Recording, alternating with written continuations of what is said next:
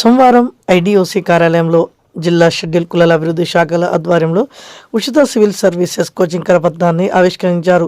ఈ సందర్భంగా జయశంకర్ భూపాలపల్లి జిల్లా కలెక్టర్ రాహుల్ శర్మ మాట్లాడుతూ కోచింగ్కు దరఖాస్తు చేసుకునే అభ్యర్థులు తెలంగాణ రాష్ట్రానికి చెందిన ఎస్సీ, ఎస్టీ, బీసీ వర్గాలకు చెందిన వారే ఉండాలన్నారు. దరఖాస్తు చేయు అభ్యర్థులు ఏదైనా డిగ్రీ చేసి ఉండాలని తెలిపారు. కుటుంబ వార్షిక ఆదాయం 3 లక్షల కంటే తక్కువ ఉండాలని తెలిపారు. దరఖాస్తు చేయుటకు చివరి తేదీ జూలై 7 వరకు ఉన్నట్లు తెలిపారు.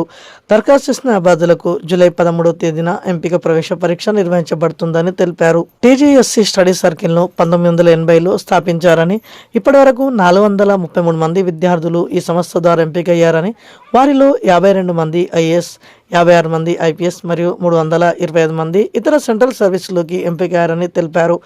ఈ కార్యక్రమంలో రెవెన్యూ అదనపు collector Ashok Kumar, Kataram sub collector Mayank Singh, జిల్లా షెడ్యూల్ కులాల అభివృద్ధి అధికారి ఎం వెంకటేశ్వర్లు, ఆర్డీఓ రవి తదితరులు పాల్గొన్నారు.